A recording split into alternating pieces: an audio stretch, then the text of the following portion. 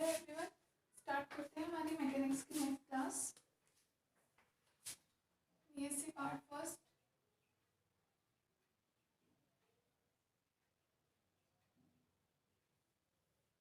Mechanics.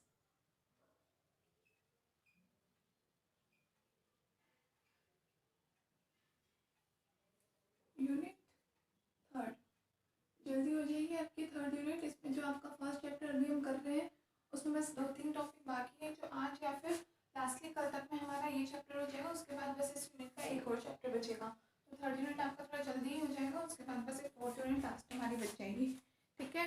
और इसमें थोड़ी बड़ी बड़ी डेरिवेशंस वगैरह हैं, तो आपको समझने में से दिक्कत तो नहीं हो रही होगी। स्टेप बाय स्टेप हम करेंगे, क्लियर है। तो कल हमने क्या देखा था, कल हमने लास्टली पढ़ा था इसमें कि हमने जो भी गति की समीकरण देखी थी उसका हल देखा था, जहाँ हमने आर की वैल्यू देखी थी। और आर की वैल्यू हमने देखी थी कि वो किस पर डिपेंड कर रही थी, ई पर, उत्केंद्रता पर, ई एसेंट्रिसिटी पर। और एसेंट्रिसिटी ई किस पर डिपेंड कर रही थी, ऊर्जा ई पर डिपेंड कर रही थी, ठीक है। तो हमने ई के अलग अलग मान लिए, ई इक्वल टू 0 हो तो 1 हो तो ग्रेटर देन 1 हो या लेस देन 1 हो, और इसके करस्पॉन्डिंग एनर्जी पर क्या फर्क पड़ेगा, ठीक है। उसके हिसाब से हमने देखा था कि आर का मान क्या होगा, कण का पथ कैसा होगा, वृत्ताकार होगा या फिर दीर्घवृत्ताकार हो गया, परवलयाकार होगा या फिर अति परवलयाकार होगा। ऐसे हमने 4 टाइप के पाथ देखे थे, क्लियर है इतना। इसमें हमने सबसे मेन एक रिलेशन देखा था, आर का क्या देखा था, आर बराबर हमारे पास क्या है था, कोई कांस्टेंट ए था अपॉन 1 प्लस ई कॉस थीटा, ठीक है। ये हमारे पास आर का रिलेशन था और ई की वैल्यू हमने जिस कांस्टेंट के बराबर माना था वो था, ठीक है। इसी तरीके से हमने ए भी कोई कांस्टेंट माना था, ए बराबर किसको माना था हमने, जे स्क्वायर अपॉन एम के। ए बराबर क्या था हमारे पास, जे स्क्वायर अपॉन एम के था, ठीक है। तो ये सब चीज़ें थोड़ी बड़ी थी डेरिवेशन, लेकिन उसको अच्छे से एक बार और रफ कॉपी में आप करके देखेंगे तो अच्छे से क्लियर हो जाएगा, ठीक है। तो आज सबसे पहले हम इसी पे बेस एक न्यूमेरिकल करते हैं। वो न्यूमेरिकल वैसे तो ठीक है, न्यूमेरिकल मान सकते हो उसको या फिर एक टॉपिक ही मान सकते हो, जिसमें हमें ई की वैल्यू वेगों के रूप में पता करनी है कितनी वैल्यू होती है, ठीक है। और न्यूमेरिकल के फॉर्म में भी हो सकता है या डायरेक्टली आपको कोई टॉपिक के वे में भी उसको मान सकते हो। और वो क्वेश्चन आपका आया हुआ है, काफ़ी टाइम्स आया हुआ है, बहुत बार रिपीट हुआ हुआ है। तो सबसे पहले वो न्यूमेरिकल करते हैं। आप लोग खुद भी अपनी अपनी कॉपी में ट्राई करना, करने का सॉल्व कर सकते हो या नहीं, ठीक है। तो देखो सबसे पहले हमारा वो क्वेश्चन क्या है, देखिए क्वेश्चन है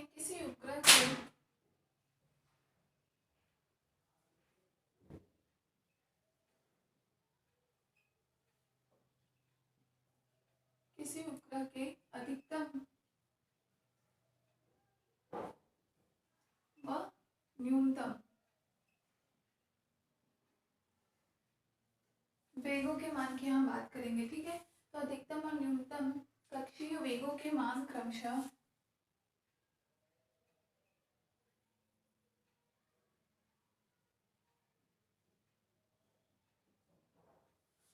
कक्षीय वेगों के मान क्रमशः किससे प्रदर्शित करते हैं हम, ये मैक्सिमम व वी मिनिमम है। अधिकतम और न्यूनतम कक्षीय वेगों के मान वी मैक्सिमम और वी मिनिमम है। तो सिद्ध कीजिए कि उपग्रह की सिद्ध कीजिए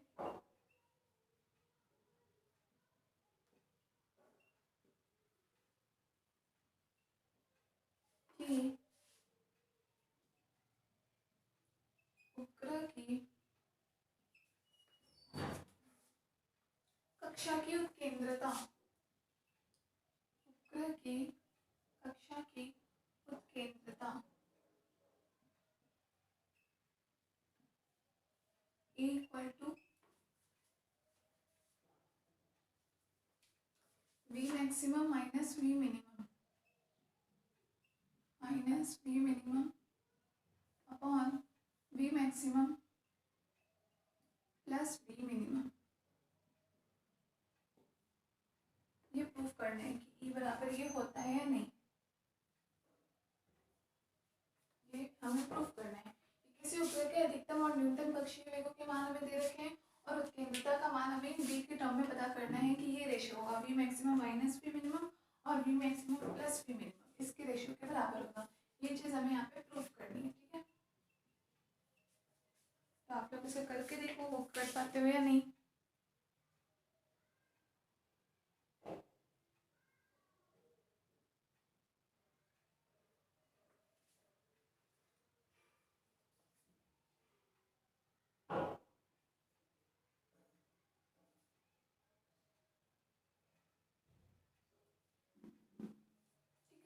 अब देखो इसको करने के लिए सबसे पहले हम अप्रोच कौन सी यूज में लेंगे, ई का फॉर्मूला हमें कहाँ से मिला, क्योंकि प्रूफ तो ई को करना है। सबसे पहले हम ई काम में लेते हैं। तो कल हमने क्या देखा था, उपकेंद्रता का फॉर्मूला हमें कहाँ से मिलेगा, हमें देखेंगे हम जानते हैं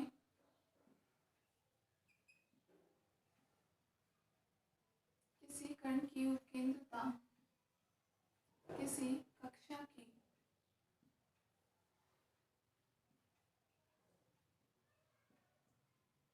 उत्केंद्रता कहाँ से मिलेगी, उत्केंद्रता के लिए पद क्या हो जाएगा हमारे पास, r equal to a upon 1 plus E cos theta, जो हमें मेन का फॉर्मूला मिला था। ठीक है, इक्वेशन नंबर 1 हमें इसे दे दिया, जहाँ a बराबर क्या था, जहाँ a equal to j square upon m k, इसको हम मान लेते हैं कोई इक्वेशन नंबर 2। a की वैल्यू हमारे पास ये थी जे स्क्वायर अपॉन एम के बराबर। ठीक है, तो सबसे पहले हम इस इक्वेशन को थोड़ा सा सॉल्व करें। तो देखो समीकरण 1 से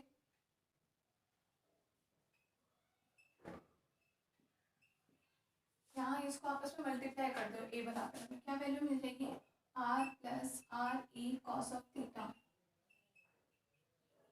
इक्वल टू है, कर दिया हमने सिंपली, बस ओनली क्या है, हमने उस तरफ मल्टीप्लाई किया है इसको। ठीक है, तो यहाँ से हमें बस इनको आपस में मल्टीप्लाई कर दिए, ये इसको हम कोई समीकरण नंबर 3 मान लेते हैं।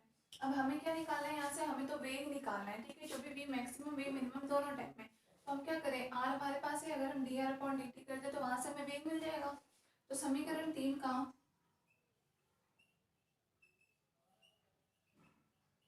टी के सापेक्ष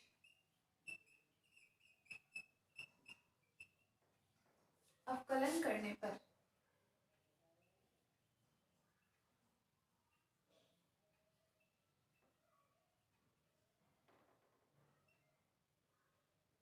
टी के सापेक्ष अवकलन करने पर, इतना नोट कर लो और करो आगे अवकलन क्या वैल्यू आती है।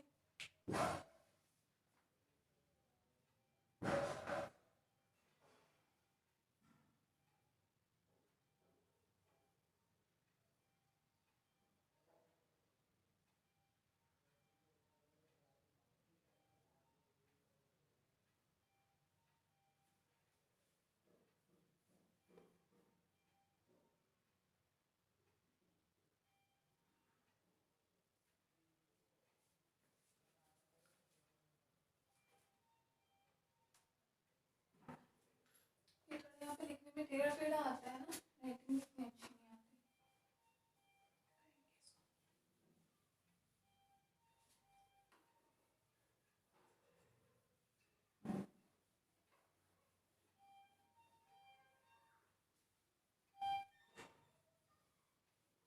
हाँ, तो किया किसी ने इसका डिफरेंशियल किया, क्या वैल्यू है यहाँ से देखो, आर है तो आर का कर दो आप D R upon D T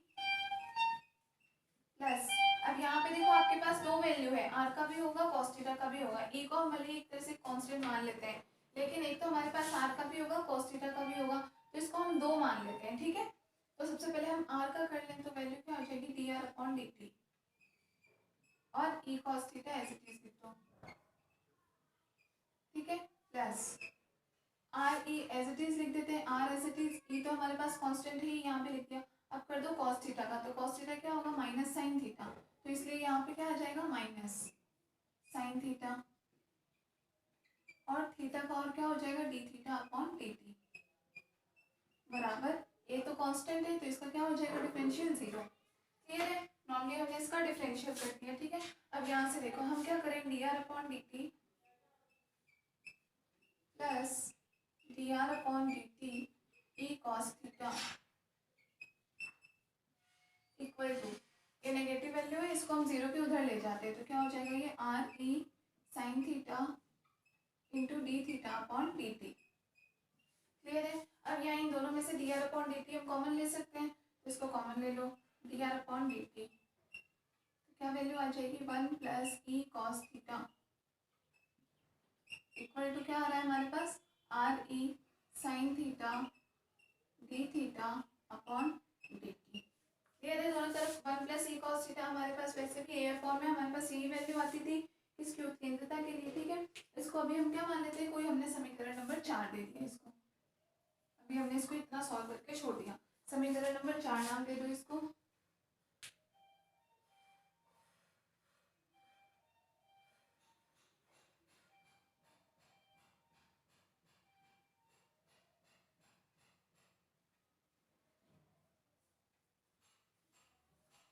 ठीक है, कर लिया इतना। अब देखो हम वेग का फॉर्मूला लेते हैं, तो यहाँ बात किसकी हो रही है, किसी उपग्रह के लिए, और उपग्रह का वेग आप निकाल सकते हो। हमने जो गति की समीकरण निकाली थी एफ के फॉर्म में निकाली थी, ठीक है। एफ बराबर हमने जो भी उसका वैल्यू निकाला वहाँ से हम आर के टर्म में भी निकाल सकते हैं, मतलब D R upon D T निकाल करके हम किसी उपग्रह का वेग भी निकाल सकते हैं। तो उपग्रह का वेग हमारे पास क्या आता है, इसका एक अलग फॉर्मूला होता है। डायरेक्टली आप याद रखना चाहो तो डायरेक्टली याद रख लो, या अगर किसी को कंफ्यूजन हो तो जो गति की समीकरण है वहाँ से आप निकाल के देख सकते हो, ठीक है। तो उपग्रह का वेग v बराबर क्या वैल्यू होती है आपके पास, d are upon D T plus r square D theta upon D T का होल स्क्वायर होल पावर 1/2। ये आपकी वैल्यू होती है किसी भी उपग्रह के वेग की, r square D theta upon D T का होल स्क्वायर, ठीक है। यहाँ इसका भी स्क्वायर कर लेना, d are upon D T का whole square plus r square D theta upon D T का होल स्क्वायर पावर 1/2 है, ठीक है, 1/2। इसको आपको इक्वेशन नंबर 5 ध्यान रख लो, और ये इंपॉर्टेंट फॉर्मूला भी है, अलग से आप इसे याद रख सकते हो। इतना लंबा आपको कैलकुलेट करने की जरूरत नहीं है, डायरेक्टली वैल्यू याद रखो, ठीक है। अब हमारे पास उपग्रह के वेग में हम यहाँ से क्या वैल्यू डाल सकते हैं, D theta upon D T की भी डाल सकते हैं, या फिर D R upon D T का भी मान रख सकते हैं, ठीक है। तो यहाँ से हम D R upon D T का मान निकाल करके ये मान रख देते हैं, क्लियर है। यहाँ पे देखो हम D R upon D T का मान पहले तो यहाँ से निकाल देते हैं समीकरण 4 से।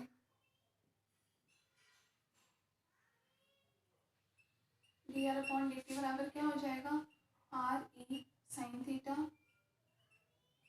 अपॉन 1 प्लस ई cos theta into D theta upon D t. Clear है, d are upon D T की वैल्यू हमारे पास आ जाएगी r e sine theta upon 1 plus ई कॉस थीटा, ठीक है। ये वैल्यू चाहो तो वैसे ही हमें यहीं पे निकाल लेना चाहिए था, हम स्किप कर गए, बाद में भी निकाल लो, या फिर अगर किसी ने अभी ये नहीं लिख रखा तो पहले ये वैल्यू भी निकाल के देखो, ठीक है। D are upon D T का ये मान आ गया, अब इस मान को हम यहाँ पे पुट कर देंगे, इतना नोट कर लो।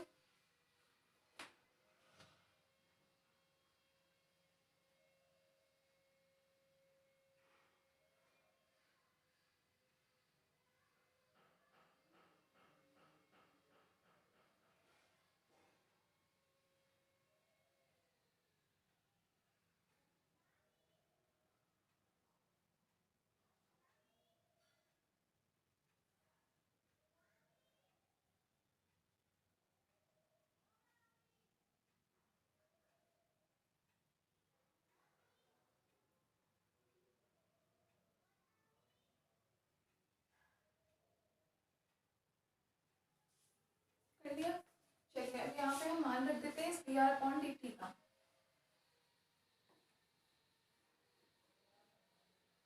हमें यहाँ पे करना कुछ नहीं है, बस हमें एसेंट्रिसिटी का मान निकालना है और वेग के रूप में निकालना है, ठीक है। तो दो चीज़ें, एक तो हमने आर वाली इक्वेशन का यूज क्यों किया, ताकि हमारे पास ई के टर्म में देखो वैल्यूज आ रही है, ई के टर्म में आगे कहीं ना कहीं सॉल्व करके हम ई का मान निकाल सकते हैं, ठीक है। दूसरा हमें वेग के रूप में, तो वेग का मान लाने के लिए डायरेक्टली आपको ये वैल्यू याद रखो तो ज़्यादा बेटर होगा, क्यों, क्योंकि आपके ऐसे उत्केंद्रता और वेग से रिलेटेड क्वेश्चन आते हैं, तो आप इसको वापस आप कैलकुलेट करने बैठोगे तो आपको दिक्कत होगी, ज़्यादा टाइम भी लगेगा। उससे बेटर है कि ये उपग्रह का वेग कॉपी के ऊपर ऊपर लिख लो, ताकि आपको याद रहे, आप जब भी करो क्वेश्चन तो आपको क्या है ये वैल्यू डायरेक्टली याद रहेगी। तो एसेंट्रिसिटी से रिलेटेड ये फॉर्मूला तो हमें याद होता ही है, जो हमने कल निकाला, आर बराबर a upon 1 plus E cos theta, ठीक है। इस वैल्यू को साथ में और याद रखोगे तो सॉल्व करने में ईजी हो जाएगा। उसके बाद बस डिपेंड करता है आपसे क्वेश्चन किसके मैटर में पूछ रखा है, आप वो वैल्यू वहाँ से निकाल सकते हो, ठीक है। अब यहाँ से d are upon D T का मान रखते हैं, D R upon D T का मान समीकरण 5 में रखने पर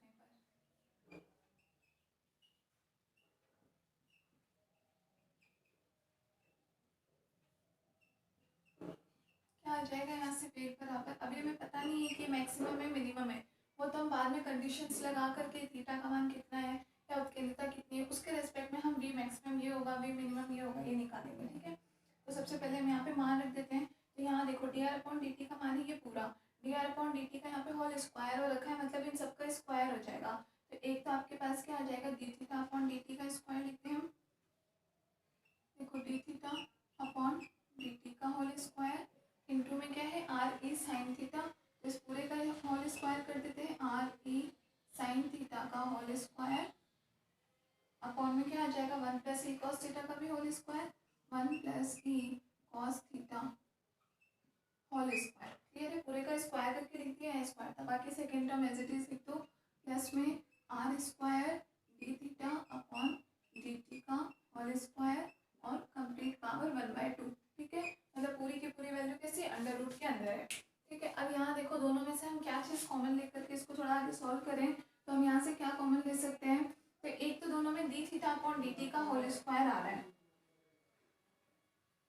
यहाँ पे D theta upon D T का होल स्क्वायर इसमें भी आ रहा है, यहाँ पर भी आ रहा है। दूसरा इसके साथ आर स्क्वायर आ रहा है, तो अगर हम इसका स्क्वायर करेंगे तो आर स्क्वायर यहाँ पे भी आ रहा है, मल्टीप्लाई में ही तो है आर स्क्वायर, तो हम यहाँ से आर स्क्वायर भी हम ले सकते हैं, मतलब हम क्या कॉमन ले लेते हैं यहाँ से R square D theta upon D T का होल स्क्वायर, ये हम कॉमन ले लेते हैं। ठीक है, तो हमारे पास क्या बच गया यहाँ से, ये पूरी वैल्यू गई, ये गई, हमारे पास यहाँ पे क्या बच गया ई साइन थीटा का होल स्क्वायर। ठीक है, आर स्क्वायर हमने कॉमन ले लिया और अपॉन में क्या बच गया 1 प्लस ई कॉस थीटा का होल स्क्वायर, प्लस यहाँ पे तो दोनों की दोनों वैल्यू बाहर ले चुके हैं तो प्लस में 1। ठीक है, इस पूरे की पावर 1/2। अब अंडर रूट के बाहर आर स्क्वायर अंडर रूट से बाहर आके क्या हो जाएगा आर, और D theta upon D T का भी होल स्क्वायर है तो ये भी बाहर आकर के क्या हो जाएगा only D theta upon D t. Clear है, यहाँ हमारे पास क्या बच जाएगा ई, अब इसका स्क्वायर कर दो तो e square sine square theta upon में इस पूरे होल स्क्वायर को खोल दो तो क्या वैल्यू बच जाएगी आपके पास 1 ए प्लस बी के होल स्क्वायर की तरह, तो 1 plus e square cos square theta plus 2e cos theta, यही आ जाएगा a square plus b square plus 2ab। ठीक है, और प्लस में 1 पावर 1/2 के अंदर में। अब इसको देखो थोड़ा सा और सॉल्व कर देते हैं, तो ये क्या हो गया are d theta upon D t, ये वैल्यू एज इट इज, अब प्लस में 1 है तो पूरा इससे मल्टीप्लाई होकर के प्लस यहाँ पर जुड़ जाएगा, मतलब ये वैल्यू अपने पास क्या आ जाएगी e square sine square theta plus e square cos square theta plus 1 plus 2e cos theta. ठीक है, और अपॉन में क्या आ जाएगा ये वैल्यू एज इट इज, इसको हम कंबाइंड फॉर्म में ही वापस लिख देते हैं 1 प्लस ई कॉस थीटा का होल स्क्वायर पावर 1/2। क्लियर है, अब यहाँ पे आप देखो इन दोनों में से हम क्या ई square sine square theta E square cos square theta, E square common ले लेंगे तो क्या बचेगा sign square theta plus cos square theta, जो कि क्या होता है 1 के बराबर होता है। इतना नोट करो फिर आगे सॉल्व करते हैं।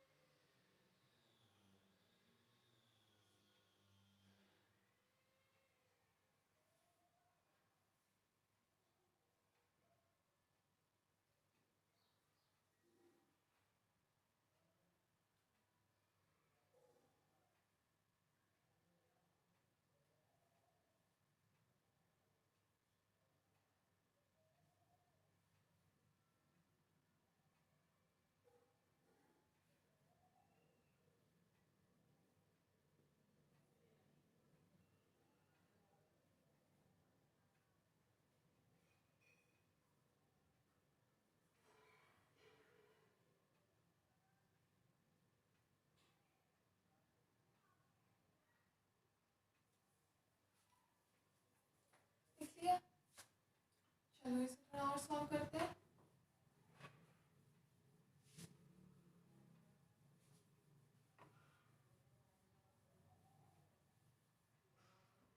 देखेंगे बराबर में क्या मिल रहा है हमारे पास r d theta upon D T,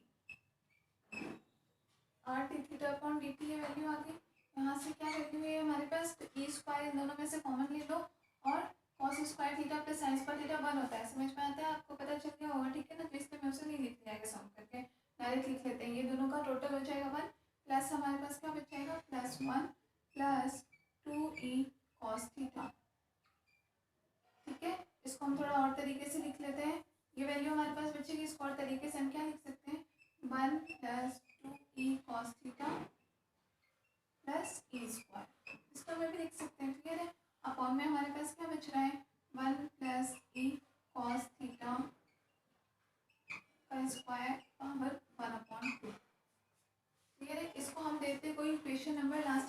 सी थी हमारी, 4 थी, तो इसे 5 नंबर दे दो।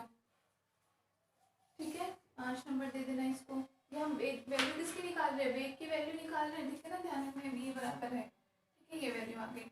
अब इसे हम आगे और सॉल्व करने का क्या देखें, तो देखो हम जानते हैं j बराबर क्या होता है, आई ओमेगा, और आई ओमेगा से हमने वैल्यू क्या निकाली है, डी थीटा अपॉन dt के फॉर्म में, क्योंकि कोणीय संवेग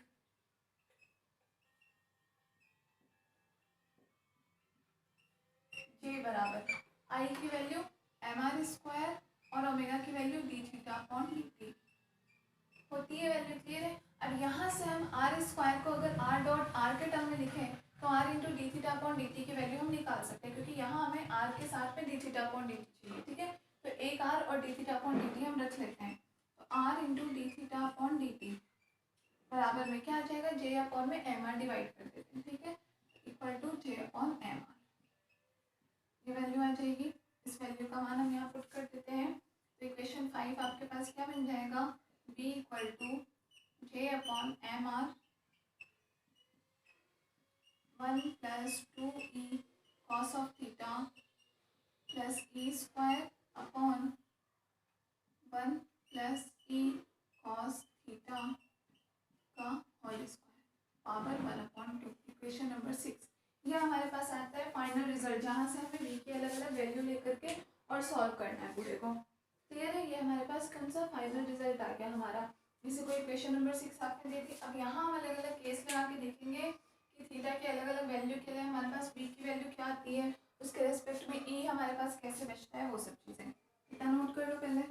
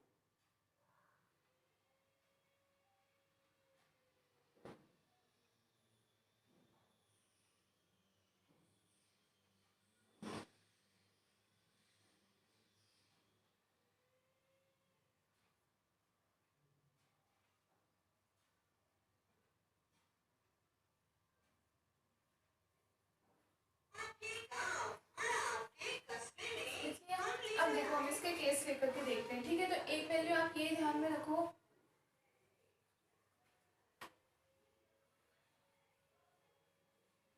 देखो एक तो हमारे पास हम एक साथ लिख लेते हैं v का, आप लोग वापस से मत लिखना, आपके पास तो लिखा हुआ है। एक तो आपके पास v बराबर क्या आ गया, j upon M R into 1 plus 2e cos theta plus e square, clear है, और अपॉन में क्या वैल्यू आ रही है, 1 प्लस e कॉस थीटा का होल स्क्वायर, क्लियर है, पावर 1/2, इक्वेशन नंबर 6 हमारे पास ये आ रही है। और दूसरी वैल्यू हम r की वैल्यू किससे लेते हैं, n, r बराबर क्या होता है, a upon 1 plus e cos theta. अब हमें ये दोनों वैल्यू ध्यान में रख करके b और r का मान निकाल करके देखना है, ठीक है, तो केस फर्स्ट में यहाँ लेंगे, केस फर्स्ट कौन सा, जब थीटा इक्वल टू पाई हो,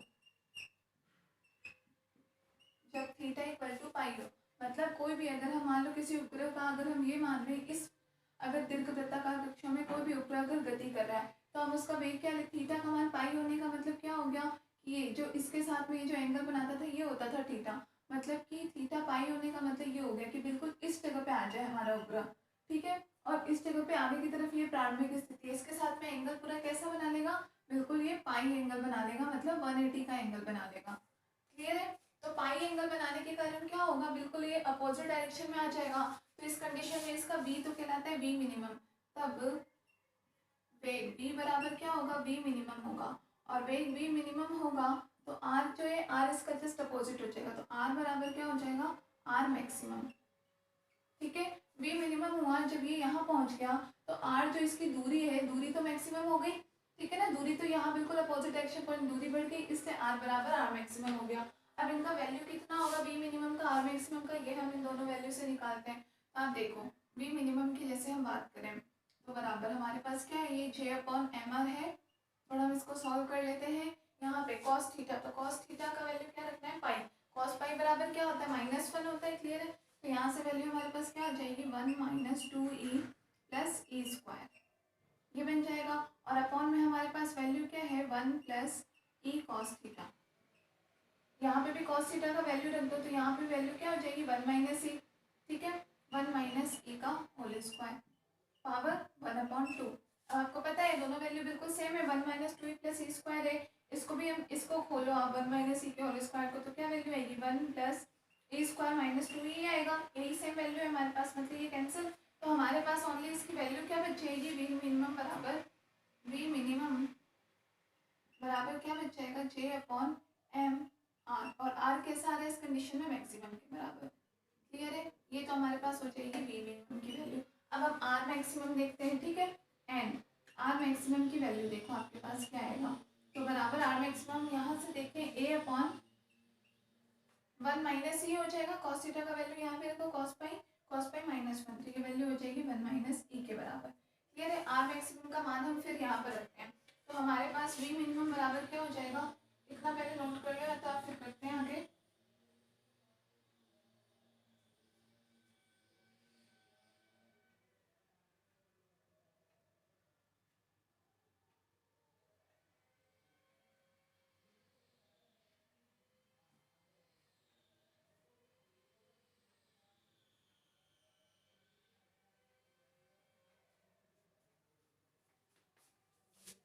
ठीक है, आर मैक्सिमम की वैल्यू ये, वी मिनिमम की वैल्यू हमारे पास आ गई है। तो हम इसमें क्या लिखें, आर मैक्सिमम का मान रखने पर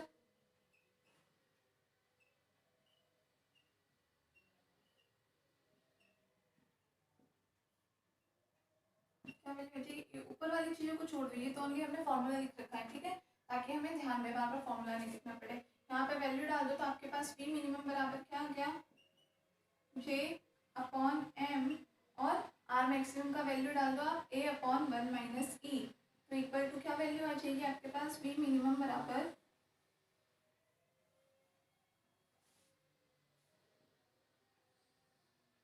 वी मिनिमम बराबर आ गया J into 1 - e upon M a. ये फाइनल हमें यहाँ से मिलेगा वी मिनिमम का वैल्यू, देखो इसे,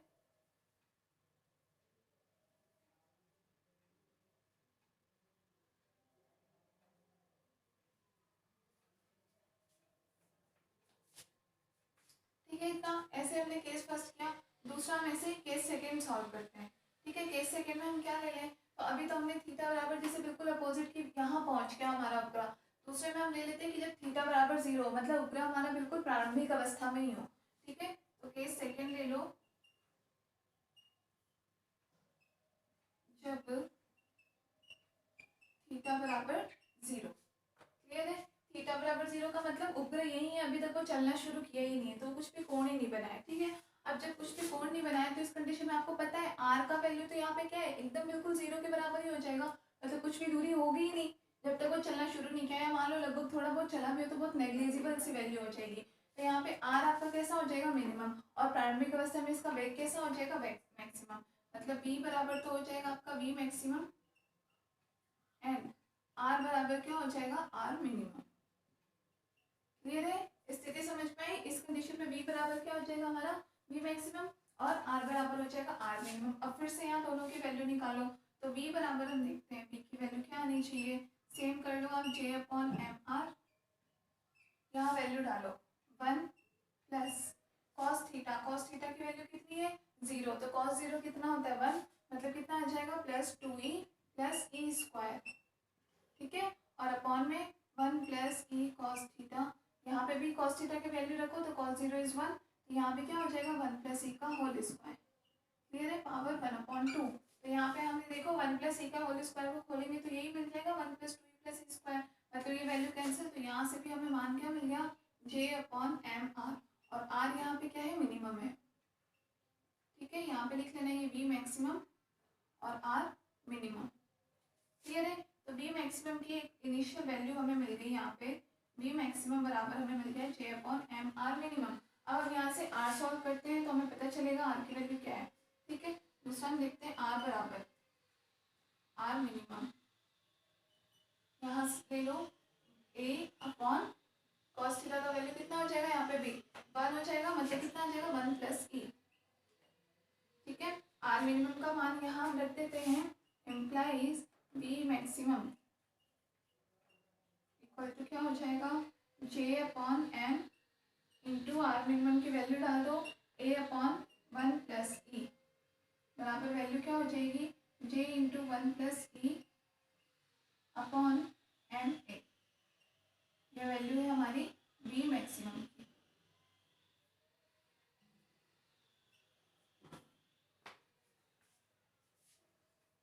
ठीक है। V मैक्सिमम V मिनिमम दोनों मिल गए, तो V मैक्सिमम में देखो J/m है आपका, दोनों में कॉमन ही था, J/m दोनों में कॉमन था। V मिनिमम की वैल्यू में भी देखो यहाँ मैक्सिमम है तो 1 प्लस ई आया है, मिनिमम था तब क्या आया था यहाँ पे 1 माइनस ई आया था।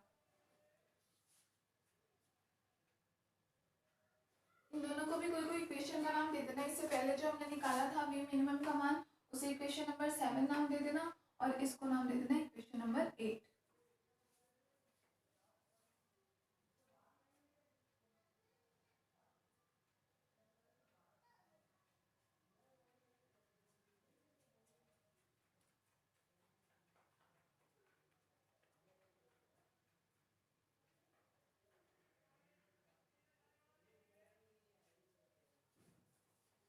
कर लिया। अब हम दोनों को सॉल्व करते हैं, हमें फाइनली प्रूफ क्या करना था, ई का मान प्रूफ करना था, ठीक है।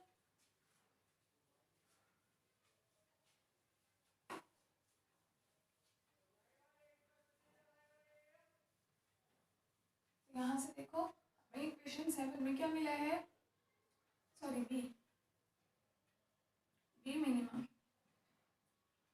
Equal to J/m 1 minus e, ठीक है। इक्वेशन नंबर 7 है ये, और V मैक्सिमम हमें क्या मिला J/m इंटू 1 प्लस ई, इक्वेशन नंबर 8 मिला। अब इक्वेशन 7 और 8 से समीकरण 7 व 8 से, ठीक है। हमें प्रूफ क्या करना था, प्रूफ करने के लिए जो हमें क्वेश्चन में जो दिया गया था ई बराबर, हमें क्या प्रूफ करने के लिए कहा था V maximum minus V minimum upon V maximum plus V minimum, यही सॉल्व करने के लिए कहा था हमें V maximum minus V minimum, ठीक है। तो यहाँ पे इनकी वैल्यूज डाल दो दोनों की। अब देखो यहाँ पर आपको पता है J/m में तो दोनों में आ ही रहा है, तो उसको लिखने का मतलब नहीं है, वो ऑब्वियसली सी बात है दोनों में से कैंसिल आउट हो ही जाएगा, ठीक है। बच क्या गया 1 प्लस ई और 1 माइनस ई, तो पहले V मैक्सिमम की वैल्यू लिख लो 1 plus E minus V minimum की वैल्यू, तो ये माइनस का 1 और प्लस का ई हो जाएगा, ठीक है। और दूसरा अपॉन में दोनों का प्लस ही है, तो ये हो जाएगा 1 plus E plus 1 minus e, ठीक है। तो यहाँ से आपका ई से ही कैंसिल हो गया, यहाँ 1 से 1 कैंसिल हो गया, बराबर ये वैल्यू ऊपर तो कितने आ गए 2e अपॉन में 2 बराबर आ गया ई। इसका मतलब क्लियर है, ई बराबर यहाँ से क्या है आ रहा है हमारे पास V maximum minus V minimum upon V maximum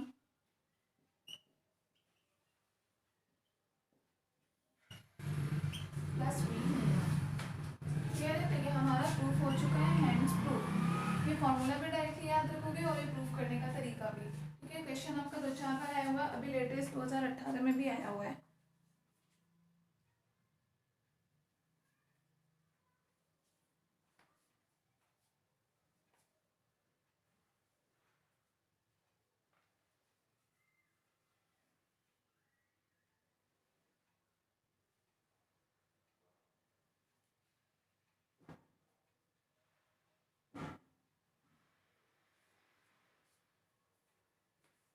है। इस टाइप के आपके न्यूमेरिकल्स आ जाते हैं कई बार इनसे रिलेटेड। और भी कोई हो तो आप लोग कुछ सॉल्व करके देख लेना, तरीका यही रहेगा, ठीक है। जैसे भी जो प्रूफ करने वाली चीज़ों में सबसे अच्छी बात ये होती है कि आंसर में पता होता है कि हमें लाना यही आंसर है। आप किसी भी तरीके से अपना दिमाग लगा सकते हो और ये आंसर अप्रोच करने के लिए, ठीक है। अब हम नेक्स्ट पढ़ते हैं, हमारा जो इस चैप्टर का लास्ट टॉपिक है, हेडिंग 2, केंद्रीय बल क्षेत्र में प्रकीर्णन।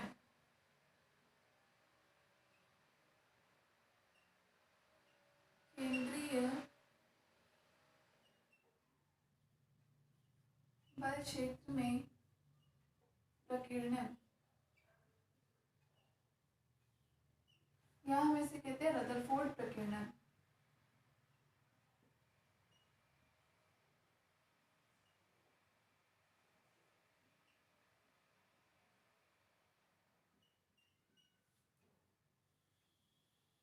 रदरफोर्ड प्रकीर्णन, रदरफोर्ड प्रकीर्णन आप लोगों ने पढ़ा होगा 9th क्लास से, हम कहाँ पढ़ते हैं, केंद्रीय बल क्षेत्र में ही होता है ये भी। क्यों? क्योंकि आपको पता है कि इसमें इसके अंदर अभी हम डिटेल में पढ़ेंगे, लेकिन इसके अंदर जो बल लगता है वो कौन सा होता है, कूलाम फोर्स ही लगता है, ठीक है। कूलाम का कौन सा, प्रतिकर्षण का नियम लगता है। और इस वजह से कूलाम प्रतिकर्षण नियम हम ऑलरेडी पढ़ चुके हैं कि किस प्रकार का होता है, केंद्रीय बल होता है। इसलिए हम कह सकते हैं कि प्रकीर्णन हमारा केंद्रीय बल क्षेत्र में ही होता है। हेडिंग 2,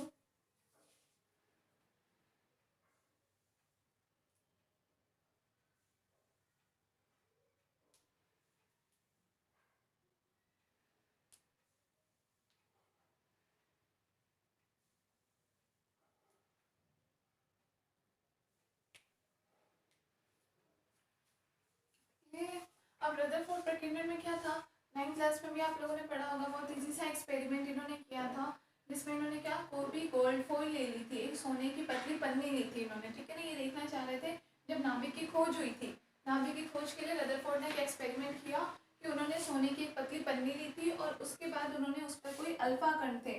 अल्फा कण आप लोगों को पता हो अल्फा कण कैसे होते हैं, पॉजिटिवली चार्ज होते हैं, मतलब धनावेशित होते हैं, ठीक है। तो इन्होंने ये धनावेशित कण लेकर के और इन्होंने पतली सी एक सोने की पन्नी पर क्या किया, सबके सबको इस पर फेंका, ठीक है। इस प्रकार से सबके सब इस पर प्रोजेक्ट हुए। तो इन्होंने उसके बाद में इनका देखा कि इनका रिजल्ट कैसा मिला। यहाँ से जो एक एक किरण के रूप में गए, एक एक छोटे छोटे कण गए, धनावेशी जो अल्फा कण थे, जब ये सोने की पन्नी से टकराए तो इसमें से कुछ कण तो क्या है, काफी दूर से ही वापस लौटा है, ठीक है। या बहुत अलग अलग दिशाओं में ही हो गई, तो विक्षेपित, इनको हम बोलते हैं विक्षेपित हो जाना, ठीक है। बहुत अलग अलग दिशाओं में विक्षेपित हो गए। कुछ एक कण थे जो कि थोड़े से ठीक ठीक दिशाओं में विक्षेपित हुए, और एक दो कण ऐसे भी थे, एक कण ऐसा था जो बिल्कुल 180 के एंगल पर वापस आ गया था, मतलब जिस दिशा में गया बिल्कुल उसी दिशा में वापस आ गया। तो इसके बेस पे इन्होंने, अब देखो यहाँ पे एक और चीज, क्योंकि यहाँ हम किस में पढ़ रहे हैं, फिजिक्स के अकॉर्डिंग हम पढ़ रहे हैं, तो यहाँ पे टक्कर, यहाँ से जाके टकराने का मतलब ये नहीं है कि सारे पार्टिकल बिल्कुल यहीं तक अप्रोच होंगे, यहाँ तक तो वो पहुंच ही नहीं पाएंगे। क्यों? क्योंकि आपको पता है ये कैसा है, धनावेशित है। और जो इन्होंने जो सोने की पन्नी ली थी वो भी कैसी होती है, धनावेशित होती है वो, ठीक है। इस कारण से ये दूर से ही एक दूसरे को क्या करने लग जाते हैं, प्रतिकर्षित करने लग जाते हैं, और प्रतिकर्षण के कारण इनके बीच में गुलामी बल लगता है, गुलामी फोर्स, वो भी किसका, प्रतिकर्षण प्रकृति का लगता है, ठीक है। इसके कारण ये सब बिल्कुल पास पास नहीं पहुंचते, थोड़ा दूर से ही, लेकिन हाँ वो दूर से हमें वो जब बहुत ही छोटा कोई माइक्रोस्कोपी से देखते तब जाकर के हमें चीज़ दिखती है कि इनके बीच में कोई डिस्टेंस है। अगर हम नॉर्मली देखें कहीं एक्सपेरिमेंट तो हमें यही लगेगा कि ये सारे के सारे कण बिल्कुल इसको टच करके और फिर प्रक्षेपित हो रहे हैं, विक्षेपित हो रहे हैं, ठीक है, जबकि ऐसा होता नहीं है। तो ये जो इनके बीच में जो बल लगता है वो क्या होता है, गुलामी बल लगता है, ठीक है। तो इसके बेस पर ही रदरफोर्ड ने नाभिक के लिए अलग अलग कई प्रकार के उन्होंने पोस्टुलेट दिए थे, कई सारे अभिक्रिया दिए थे। जैसे इन्होंने कहा था कि इसका मतलब नाभिक के बिल्कुल बीचों बीच बहुत ही कम एरिया में और बहुत ही स्ट्रॉन्ग कोई पॉजिटिव फील्ड है, जिसको बाद में उन्होंने नाभिक के नाम से कहा। क्यों? क्योंकि वहां पर बिल्कुल एग्जैक्ट बीचों बीच जो एक कण था वो बिल्कुल 180 पर ही वापस आया, मतलब उसको इतना तेज प्रतिकर्षित किया गया है कि वो बिल्कुल थोड़ा सा भी विक्षेपित नहीं हो पाया वो अपने मार्ग से, ठीक है। इसलिए तो ये पता चला। और इसके चारों तरफ क्या, किसकी खोज हुई, इलेक्ट्रॉन्स की खोज की गई, ठीक है। कि ये इनमें से कुछ कण ऐसे थे जो कि गए और सीधे निकल भी गए, पीछे आकर के सीधे निकल गए, इसका मतलब ये पॉजिटिव चार्ज है। ये पीछे से कब निकल सकते हैं, ऑब्वियसली सी बात है जब यहाँ पे कौन हो, नेगेटिव चार्ज हो, तभी एक दूसरे को अट्रैक्ट करते हैं, ठीक है। यहाँ पे अगर नेगेटिव चार्ज हो तो ये सब खैर इन्होंने इसके बेस पे कहा था, हमें इतना नहीं पढ़ना।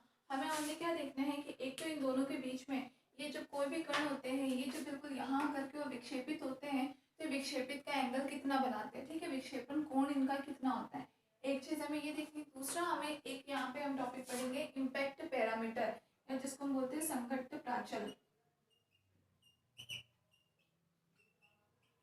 संघट्ट प्राचल या इम्पैक्ट पैरामीटर क्या कि देखो, जैसे ये जो बिल्कुल बीचों बीच की जो लाइन होती है, जैसे हम एक बार और देखें इसको,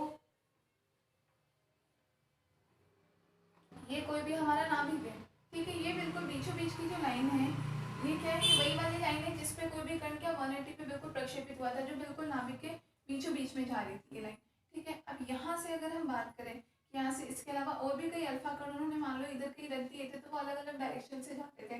तो हम यहाँ से कोई अल्फा कण मान लो इस तरीके से गए और यहाँ जाकर के ये विक्षेपित हो गया, तो यहाँ से कुछ ना कुछ विक्षेपण का कोण तो इसके साथ में बनाई गई, प्लस इसके साथ में जो मिनिमम दूरी जो होती है, जिसके द्वारा जो मिनिमम विक्षेपण होता है, इसके साथ जो मिनिमम दूरी होती है, इसकी केंद्रीय जो रेखा है जो कि बिल्कुल नाभिक के बीचों बीच से गुजरती है, इस दूरी को हम बी से डिनोट करते हैं और इसी को क्या कहा जाता है, इम्पैक्ट पैरामीटर कहा जाता है, ठीक है। तो ये आपसे अलग से भी कई बार पूछ लिया जाता है, डेफिनेशन भी कि संघट्ट प्राचल किसे कहते हैं उसकी डेफिनेशन बताओ, या फिर आपसे रदरफोर्ड प्रकीर्णन किसे कहते हैं, शॉर्ट में एग्जाम में ये क्वेश्चन भी पूछा जा सकता है, प्रकीर्णन कोण किसे कहते हैं ये भी पूछा जा सकता है। और मेन इसमें हम पढ़ते हैं बी में, और जो भी हमारा प्रकीर्णन कोण है फाई या थीटा, उसमें रिलेशन, ठीक है। ये 2-3 चीजें हमें इसमें पढ़नी, छोटा सा ये कोई खास बहुत ज्यादा कोई इससे बड़ा टॉपिक नहीं है। इसमें सबसे पहले तो 1-2 डेफिनेशंस लिख लो आप लोग।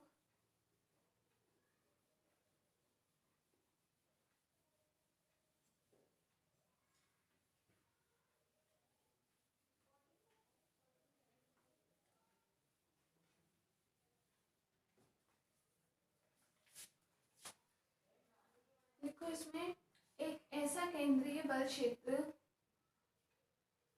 एक ऐसे केंद्रीय बल क्षेत्र जो दूरी के वर्ग के व्युत्क्रमानुपाती हो, जो दूरी के वर्ग के व्युत्क्रमानुपाती हो,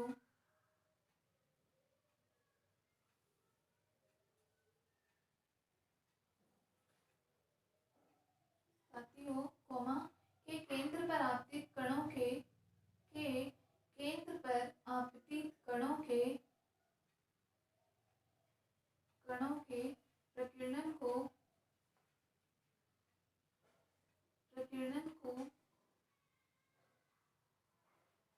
रदरफोर्ड प्रकीर्णन कहते हैं, रदरफोर्ड प्रकीर्णन कहते हैं।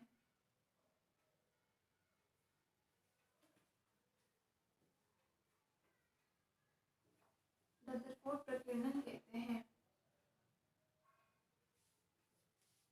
ठीक है। पहले तो ये होता है आपका रदरफोर्ड प्रकीर्णन हो गया। दूसरी चीज हम इसमें देखते हैं, यहाँ पे मेन जो काम होता है वो किसका होता है, गुलाम प्रतिकर्षण बल का, उसके कारण, ठीक है। तो गुलाम प्रतिकर्षण बल क्योंकि क्या होता है, दूर से ही वो कई कण ऐसे भी होते हैं जो कि वहां तक तो खैर पहुंचते नहीं है टक्कर से, मतलब ये नहीं होता कि बिल्कुल उस नाभिक को वो लोग छू लें, छूने तक की तो बात ही नहीं आती, क्यों, क्योंकि वो दूर से ही उनको क्या कर देता है, रिपल्स कर देता है। और इसका रिपल्शन इफेक्ट इतना ज्यादा होता है कि उन कणों का पथ दूर से ही क्या हो जाता है, बदल जाता है। और इसे हम टक्कर कहते हैं फिजिक्स की लैंग्वेज में, कि जब कोई भी दो कणों के बीच है, भले ही वो एक दूसरे को टच ना हो, लेकिन उन दोनों के बीच कुछ ऐसी अन्योन्य क्रिया हो जिसके कारण कण का पथ परिवर्तित हो जाए, उसे हम क्या कहते हैं, टक्कर कहते हैं। तो यहाँ भी टक्कर होती है और इतनी दूर से इनका पथ कैसा होता है, परिवर्तित हो जाता है। और ये जो हमें पथ मिलता है कि सीधा कोई इस प्रकार से कोई भी कण हमारा आ रहा है, अल्फा कण जो है, और वो यहाँ से आते आते यहाँ पे इसका इफेक्ट इतना ज्यादा होता है कि वो यहीं से अपना पथ परिवर्तित कर लेता है। तो ये पथ हमें कैसा, लगभग पैराबोलिक परवलयाकार या कई बार अति परवलयाकार मिलता है, बहुत ज्यादा ओपन होता है ये, ठीक है ना, अति परवलयाकार टाइप का मिलता है। ऐसे कुछ कण इधर से भी आएंगे तो इस प्रकार का हमें, और ये बीच में हमारा नाभिक होता है, ठीक है, इस प्रकार का हमें पथ मिलता है। तो पहला ये तो हमारा क्या, अभी हमने डेफिनेशन लिखी रदरफोर्ड प्रकीर्णन की। दूसरा हम इसमें क्या लिखते हैं, रदरफोर्ड प्रकीर्णन कहते, लिख लिया। नेक्स्ट लाइन से लिखो,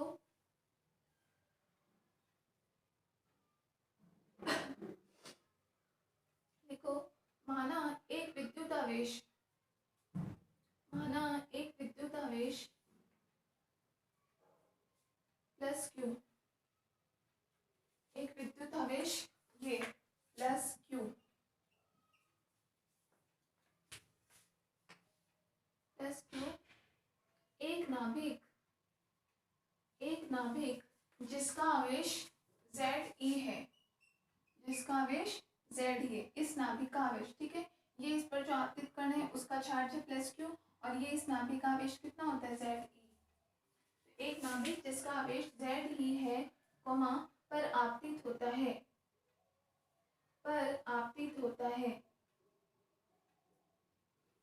तब दोनों के मध्य लगने वाला बल, तो दोनों एक प्रकार के चार्ज ही हैं और दो प्रकार के आवेशों में कौन सा बल लगता है, कूलाम बल लगता है। तो दोनों के बीच में लगने वाला बल क्या लिखेंगे हम, कूलाम बल नियम से।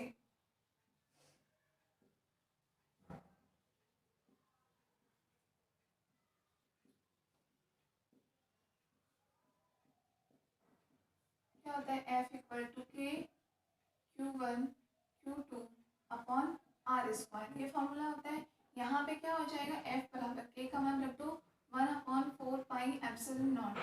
ठीक है, Q1 कोई भी प्लस Q चार्ज हम ले लें तो Q हो गया, दूसरा Q2 चार्ज कौन सा लिया है, जो नाभिक का चार्ज हमने लिया है ZE, तो Q into ZE upon R square, ये हो जाएगा यहाँ पे F का मान, लिख लो।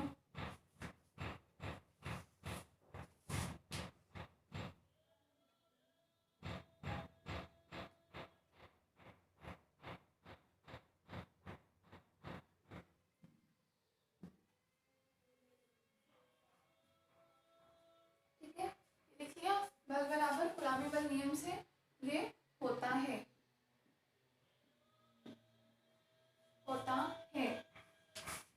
Full stop. फिर लिखो क्योंकि यह बल एक केंद्रीय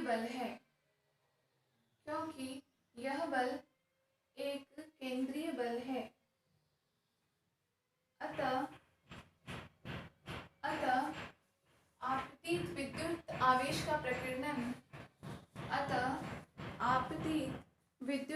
का प्रकीर्णन रदरफोर्ड प्रकीर्णन कहलाता है।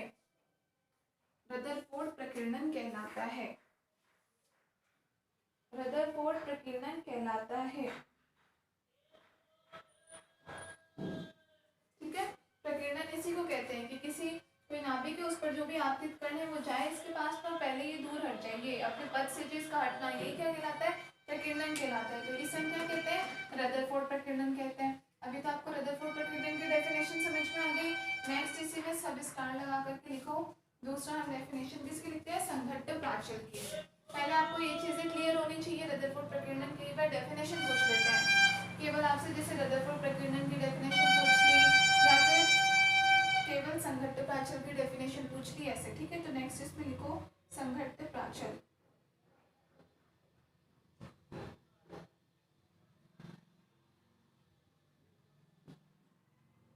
संघट्ट प्राचल बी, इसको बी से डिनोट करते हैं, संघट्ट प्राचल बी।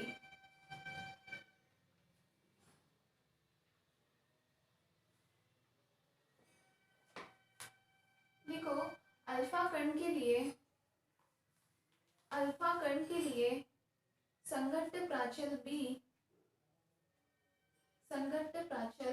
बी वह दूरी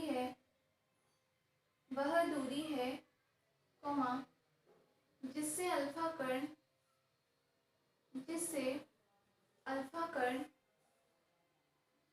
नाभिक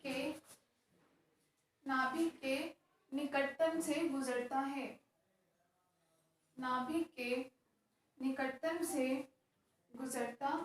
है। यदि अल्फा नाभिक की अन्योन्य क्रिया शून्य होती। अल्फा कण व नाभिक की, ये लिखना है, यदि अल्फा कण और नाभिक की अन्योन्य क्रिया शून्य होती। अल्फा कण नाभिक की अन्योन्य क्रिया शून्य होती। क्लियर है, मतलब कहने का मतलब क्या है कि वो निकटतम दूरी होती है, कि अगर यहाँ से अल्फा कण और नाभिक के बीच में अगर कोई अन्योन्य क्रिया नहीं होती, तो वो उसको क्या करता, विक्षेपित भी नहीं करता दूर से, वो अपने में से गुजरने देता। ठीक है, तो वो न्यूनतम दूरी हो जाती नाभिक के बिल्कुल केंद्र से, कि जहाँ से कण जो है वो नाभिक से होकर के गुजरता है। ठीक है, हम कुछ इस तरीके से देखते हैं। कोई मान लो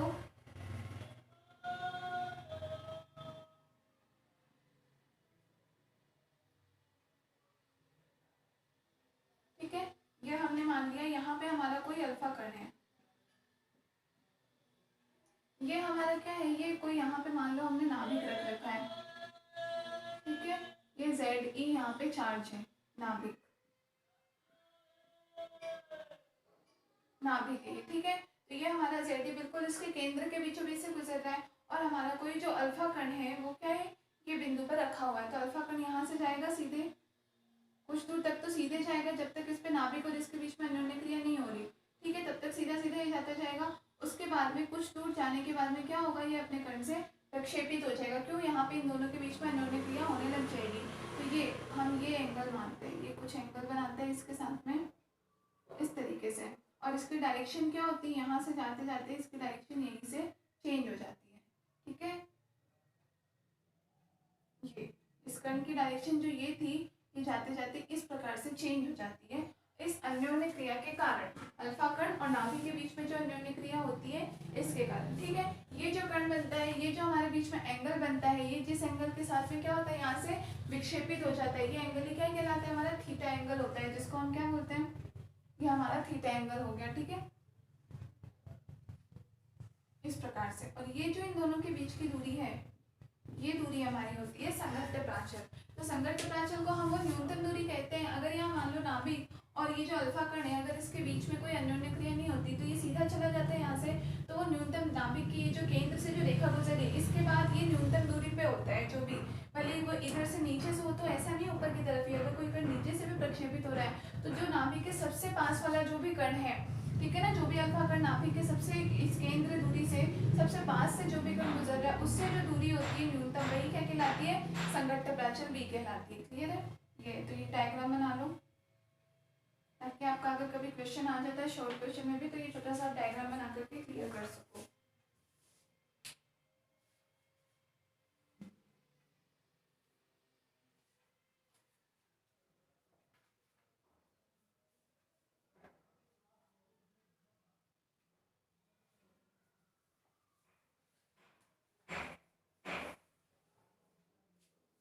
यहाँ अपना ही प्रकीर्णन कोण क्या है, फाई कर लेना, क्योंकि अपन प्रकीर्णन कोण को फाई से प्रदर्शित करेंगे इसलिए। तो यहाँ पे लिख लेना, यहाँ भी क्या है, संघट्ट प्राचल,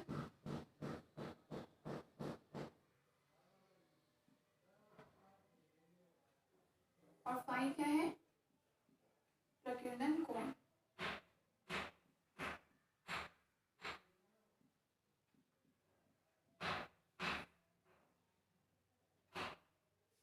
प्रकीर्णन कोण,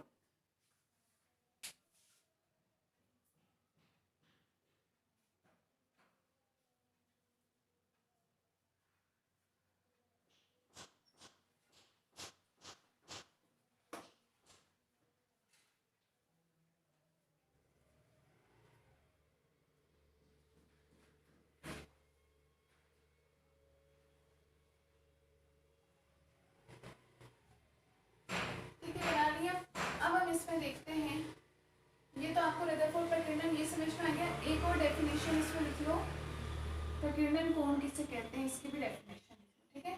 नेक्स्ट इसमें सब हेडिंग डाल देना, इसका प्रकीर्णन कोण।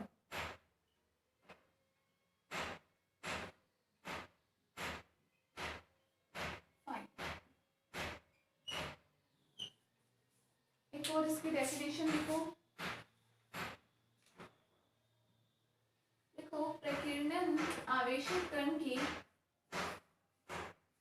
प्रकीर्णन आवेशित कण की अंतिम दिशा के द्वारा उसकी प्रारंभिक दिशा से निर्मित कोण को प्रकीर्णन कोण कहते हैं। प्रकीर्णन कोण कहते हैं, ठीक है, समझ में आ गया कि जो भी कण है उसकी जो अंतिम जो भी दिशा होगी, अभी जैसे हमने इस डायग्राम में भी क्या बताया, प्रारंभिक दिशा थी ये, वो बिल्कुल सीधा सीधा ऐसे आ रहा था, और बाद में वो लास्ट में अन्योन्य क्रिया के कारण उसकी दिशा क्या हो जाएगी, ये हो जाएगी। तो इसके प्रारंभिक दिशा और अंतिम दिशा के बीच में जो ये कोण बनता है, इसको हम क्या कहते हैं, प्रकीर्णन कोण फाई। ठीक है, समझ में आ गया, फुल स्टॉप। देखो इसका मान 180 डिग्री के मध्य हो सकता है। इसका मान 0 डिग्री से 180 डिग्री के मध्य हो सकता है। Full stop. जब आवेशित अल्फा कण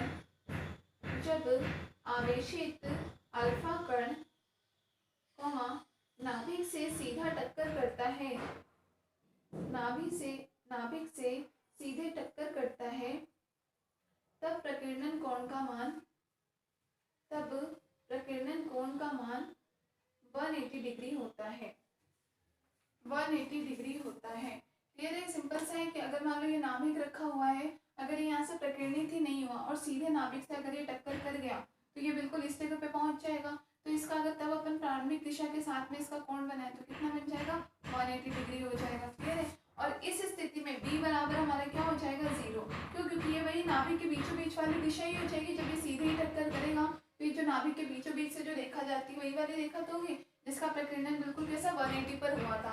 और जो हम बीच में एक अल्फा कण की बात कर रहे थे जो क्या हुआ, इस डायरेक्शन में गया और वापस बिल्कुल 180 का एंगल बनाते हुए वापस आ गया। तो इसके लिए क्या था? b बराबर 0 था, क्योंकि तब ये न्यूनतम दूरी ये खुद ही था। ठीक है, तो तब b बराबर 0। तो ये आपको समझ में आ गया। अगर किसी को नहीं समझ में आए तो एक छोटा सा डायग्राम चाहे बना ले वो ब्रैकेट में इस प्रकार से। ठीक है, 180 डिग्री होता है, लिख लेना। इस स्थिति में संगत प्राचल b बराबर 0 हो जाएगा। इस स्थिति में संगत प्राचल b बराबर 0 हो जाएगा, 0 हो जाएगा। तथा कण नाभिक के प्रतिकर्षण के कारण ठीक उस दिशा में लौट जाता है,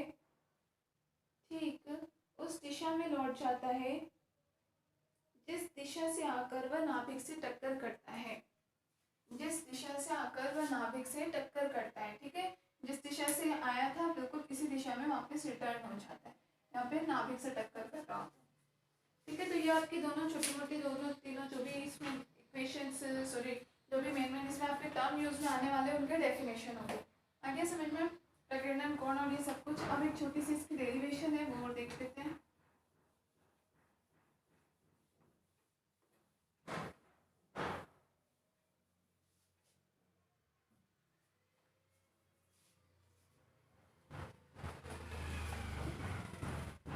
इसी में सब हेडिंग देना, इसी में नेक्स्ट हेडिंग दो। रदरफोर्ड प्रकीर्णन के लिए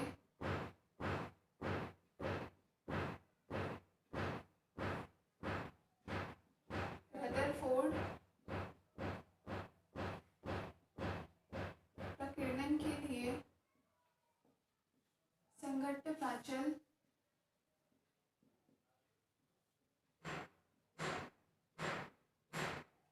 b व प्रकीर्णन कोण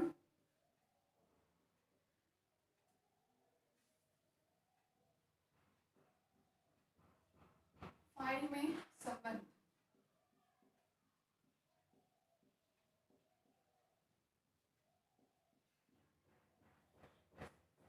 संगत प्राचल b व प्रकीर्णन कोण फाई में संबंध।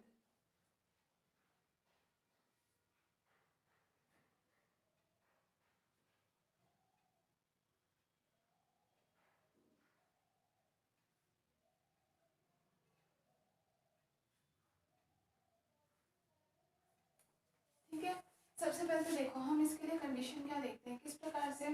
जैसे कि मान लो इधर बना देते हैं,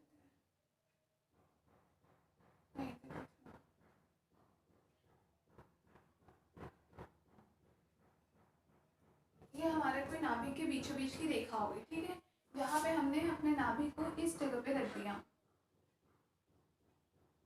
जो भी सोने की पन्नी ली थी उसका नाभिक था ये, जिसका चार्ज क्या था? Ze चार्ज था।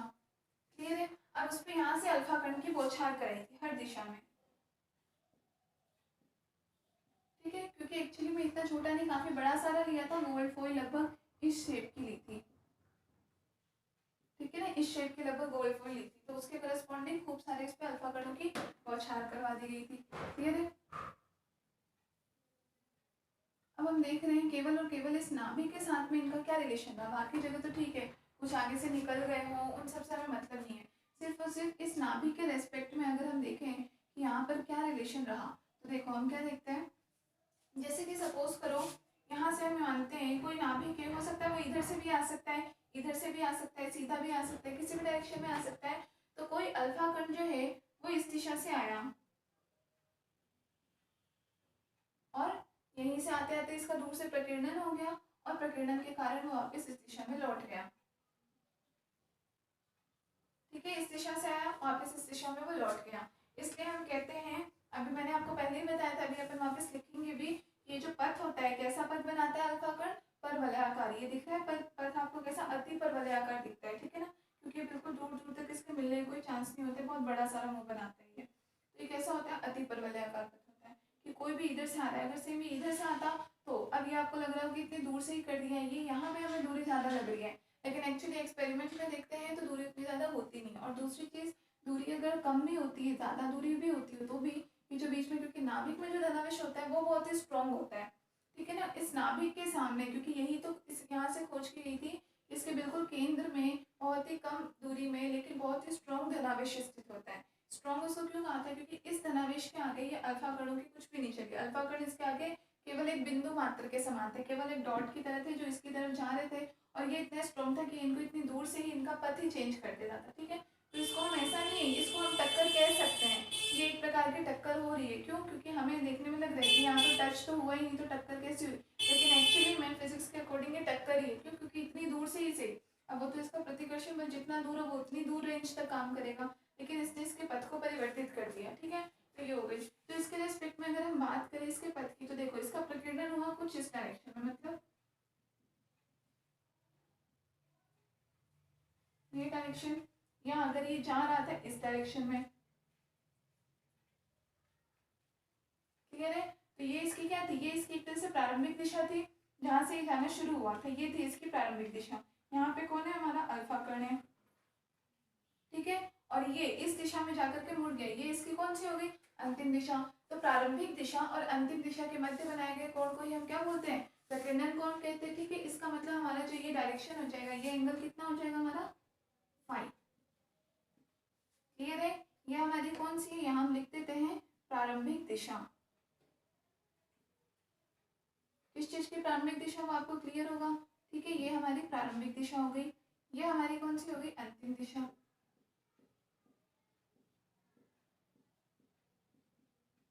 ठीक है, तो ये प्रारंभिक दिशा सीधे इस तरफ जाती, अगर इसका प्रकीर्णन नहीं होता तो इधर से आने वाला कोई कण इस तरीके जाता, लेकिन प्रकीर्णन होने के कारण ये इस दिशा में चला गया। तो प्रारंभिक दिशा का अंतिम दिशा के साथ बनाया गया कोण ही क्या कहलाता है, प्रकीर्णन कोण। ये यहाँ पे भी लिख लो, प्रारंभिक दिशा। आगे क्लियर समझ में, और बीच में फाई हमारा क्या बना है, प्रकीर्णन कोण।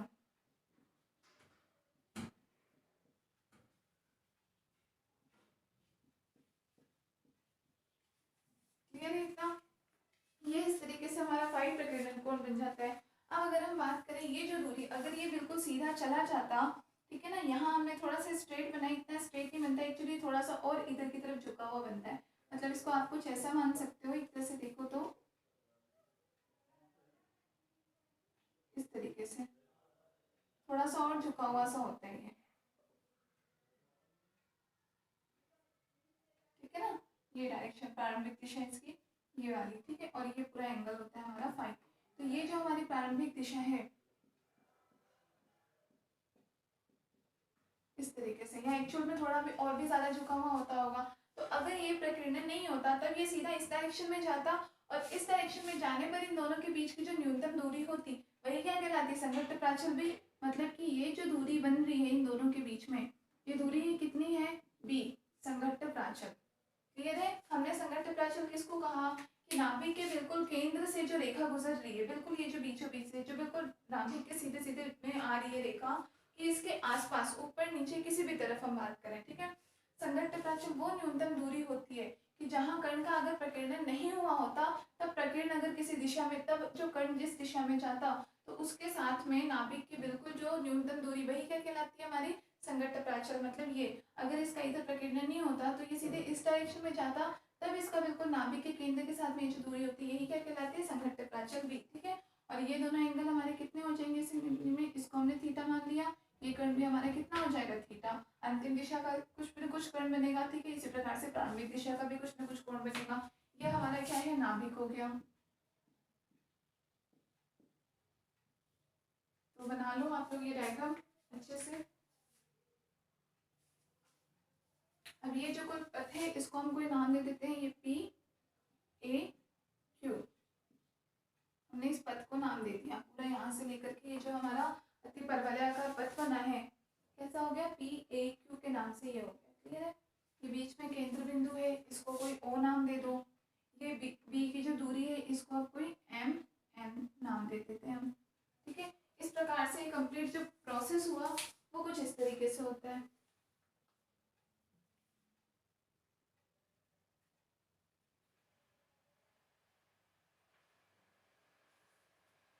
बना दिया। अब इसमें लिखो, थोड़ी सी थ्योरी लिखो इसके बारे में, हम लिख लेते हैं सब कुछ यहाँ क्या क्या हमने बनाया हुआ है।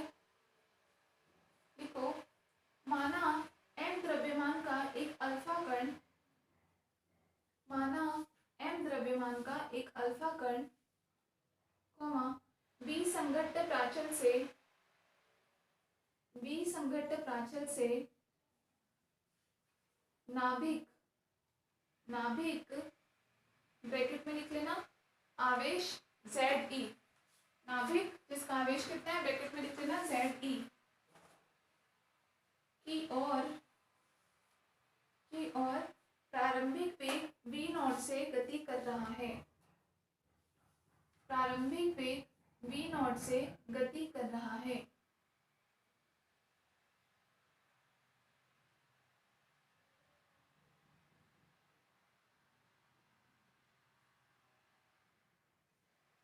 प्रारंभिक वेग v0 से गति कर रहा है। Full stop.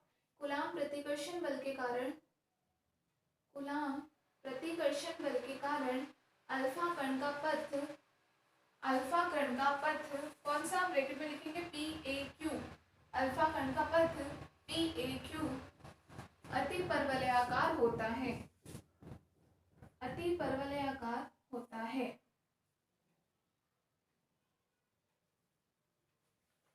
अति परवलयाकार होता है।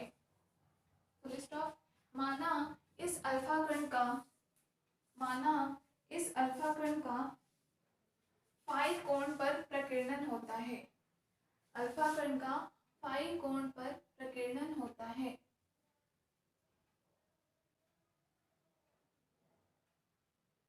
फाई कोण पर प्रकीर्णन होता है।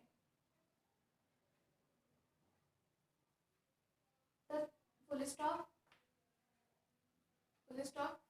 आवेश, अल्फा कण का आवेश कोई प्लस क्यू आवेश हम मान लेते हैं। अल्फा कण का आवेश कितना मान लिया हमने, प्लस क्यू आवेश दिया था पहले भी हमने जब बल का नियम लिखा था, तो ये इसका आवेश था ZE और अल्फा कण का आवेश कितना था, प्लस क्यू। तो लिखो प्लस क्यू आवेश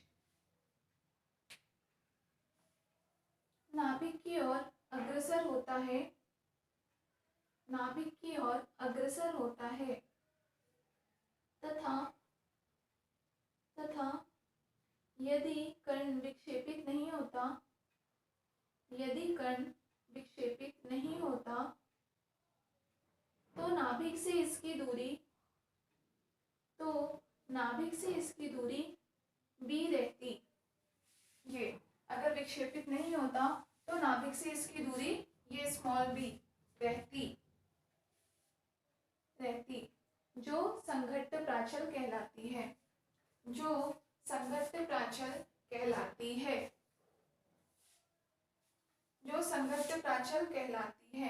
ठीक है, कण का प्रारंभिक वेग हमने कितना बताया, कोई v0 वेग से चल रहा था। ठीक है, लेकिन इसके ये v0 वेग से रहा होगा, लेकिन जब प्रक्षेपित हो गया तो इसका वेग कितना हो जाता है, v इंफिनिटी। क्यों, क्योंकि ये बिल्कुल इनफाइनाइट दूरी पर पहुंच जाता है वेग इसका लगभग। ठीक है, तो लिखेंगे प्रक्षेपण के बाद, प्रक्षेपण के बाद कण का अंतिम वेग, कण का अंतिम वेग v इंफिनिटी होता है, v इंफिनिटी होता है। इतनी सब बातें समझ में आ गई। जो जो हमने यहाँ बनाया है ये सारी चीजें हमने लिख ली। ठीक है, फुल स्टॉप। नेक्स्ट लिखो, किसी क्षण आवेश की स्थिति को, किसी क्षण आवेश की स्थिति को ध्रुवीय निर्देशांक, ध्रुवीय निर्देशांक जिसको पोलर कोऑर्डिनेट कहते हैं आर थीटा, ध्रुवीय निर्देशांक ब्रैकेट में लिखना आर थीटा से व्यक्त किया जाता है, व्यक्त किया जाता है, व्यक्त किया जाता है। तब नाभिक, तब नाभिक व अल्फा कण के मध्य लगने वाला बल, तब नाभिक व अल्फा कण के मध्य लगने वाला बल,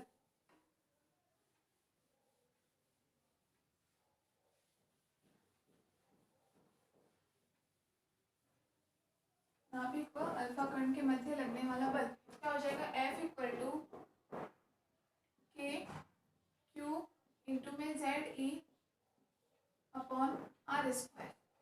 सिंपल सा है, Q into ZE upon R square हो जाएगा। क्लियर है? या फिर हम यहाँ पे क्या K की वैल्यू डाल दें तो क्या वैल्यू हो जाएगी हमारे पास 1/4πε0 Q into ZE upon R square. ठीक है, तो यहाँ से ये बल होता है। या फिर इसको हम बराबर नॉर्मली इस फॉर्म में लिख सकते हैं K अपॉन आर स्क्वायर। क्यों? व्युत्क्रम वर्ग नियम का पालन करता है। इसको हम किससे लिख सकते हैं? व्युत्क्रम वर्ग नियम से।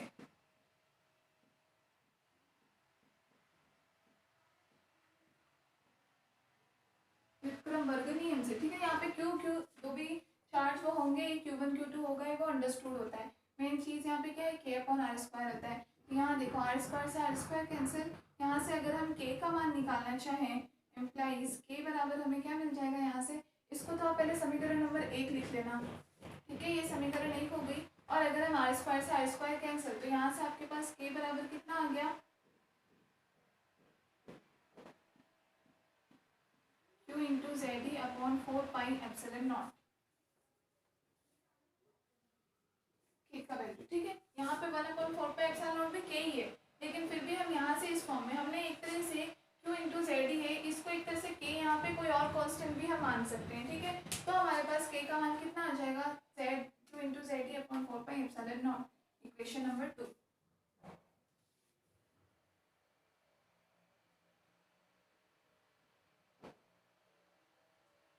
क्लियर, इतना समझ में आ गया।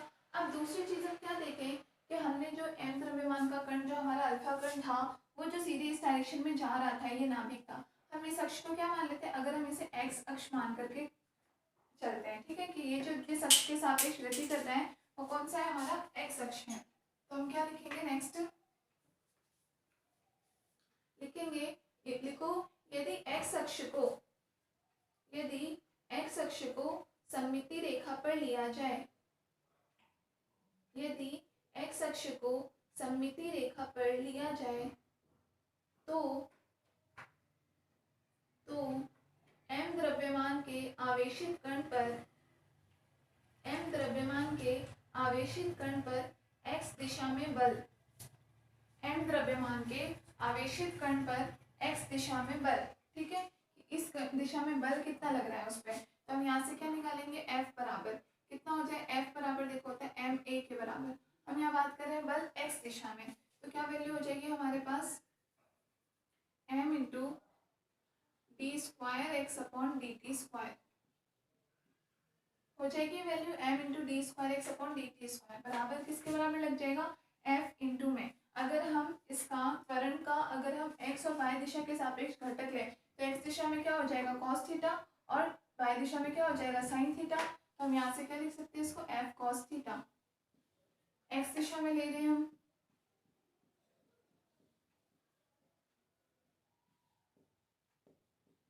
ठीक है, f का मान यहाँ से हमने क्या माना है, k अपॉन आर स्क्वायर के बराबर, ये मान रख दो, तो बराबर क्या आ जाएगा आपके पास, k upon R square cos of theta. Equation number 3 दे दो इसको, k upon R square cos theta. ठीक है, इसका मान है ये m D square X into D T square, बल का ध्यान रखना है, m D square x upon D T square बराबर f बराबर m ए से लिख लो।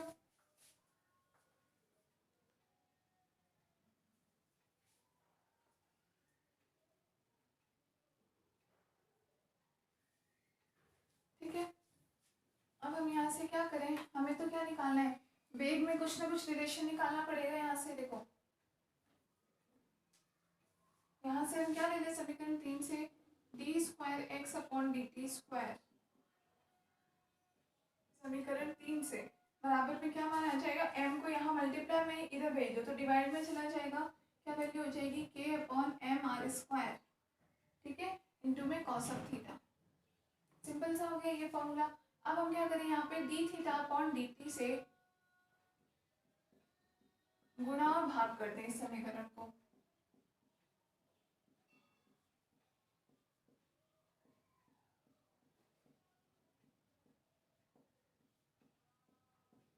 क्या आ जाएगा आपके पास, d square x upon D T square equal to k upon M R square D theta upon D t into cos theta d theta upon D t. समीकरण नंबर 4 दे दो। डी थीटा से सिंपली मल्टीप्लाई डिवाइड कर दिया हमने इसको, ठीक है। क्यों डिवाइड कर दिया, क्योंकि अब आप यहाँ पे गौर करो, M are square D theta upon D T क्या मान बन गया हमारे पास, जे का मान बन गया, ठीक है ना।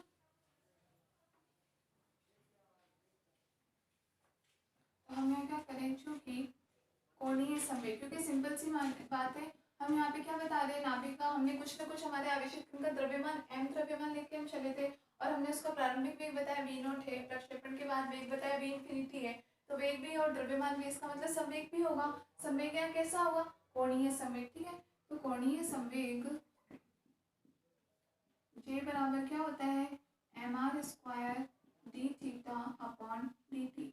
तो यहाँ हम J का मान रख देते हैं, इम्प्लाइज यहाँ से हमें D square x upon D T square बराबर क्या मिलेगा, के अपॉन जे इंटू में cos theta d theta upon D T. Equation number 5 के अपॉन जे के टर्म में।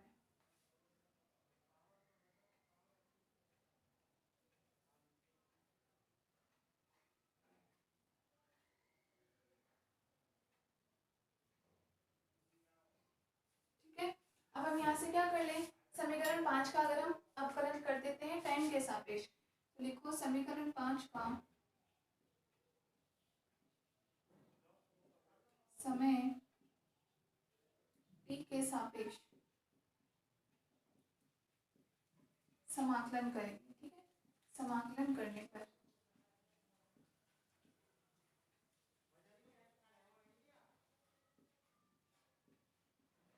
क्योंकि यहाँ तो भी क्या है, D square x upon D T square त्वरण है एक प्रकार से, ठीक है, हमें इसे वेग में कन्वर्ट करना है, तो एक हमें डी हटाना पड़ेगा, D x upon D T होता है वेग, तो उसके लिए हम इसको समाकलन कर देते हैं, तो क्या मिल जाएगा हमें, D x upon D T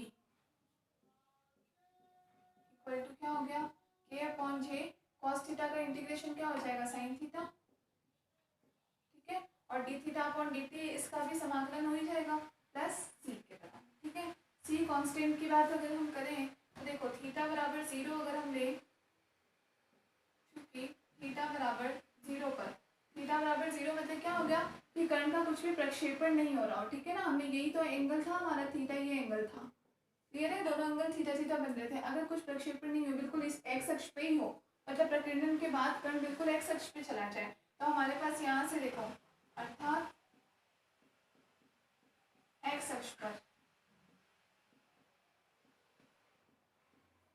तो यहाँ पे वैल्यू डालो आप, D x upon D T बराबर क्या मिल जाएगा, थीटा बराबर 0, साइन 0 0 होता है मतलब 0 मिल जाएगा, ठीक है। इम्प्लाइज यहाँ से D x upon D T का मान 0, ये 0, तो सी बराबर भी हमें क्या मिल जाएगा, 0 मिल जाएगा, कांस्टेंट का मान।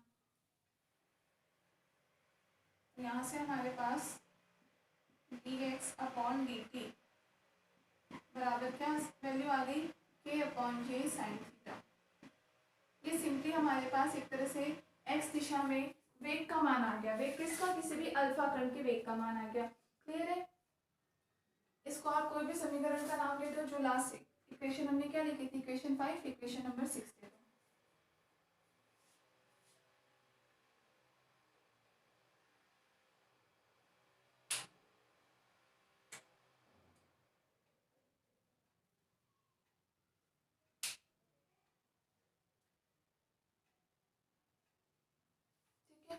हो गया इतना। अब हम क्या बात करें, ये तो था हमारा जब तक कोण क्या था, इसके सामने आ रहा था, नाभिक के सामने जब तक आया था। अब हम बात करें प्रकीर्णन के बाद में, तो प्रकीर्णन के बाद में पथ इस तरीके से चेंज हो गया, ठीक है, इस डायरेक्शन में चला गया ये, और यहाँ पर जाकर के इसका वेग क्या बता दिया हमने, वी इन्फिनिटी वेग होगा। तो हम क्या लिखते हैं, प्रकीर्णन के पश्चात, प्रकीर्णन के पश्चात अनंत दूरी पर, ये दूरी लगभग अनंत दूरी तक जाएगा, ठीक है। तो प्रकीर्णन के पश्चात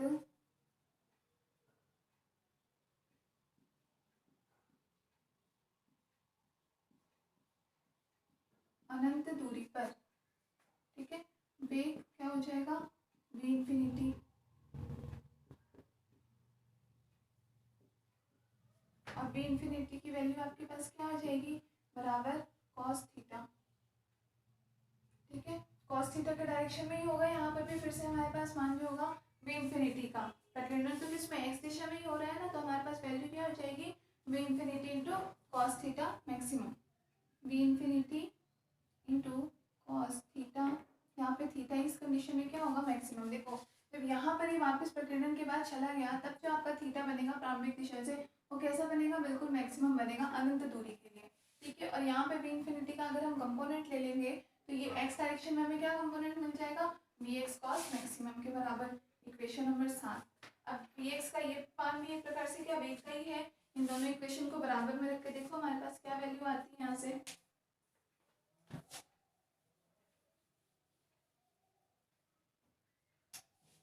implies v infinity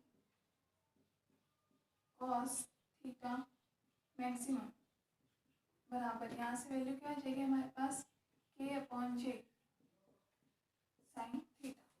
दोनों के दोनों का वेग का ही मान था, इसलिए हम दोनों को रख सकते हैं, क्लियर है।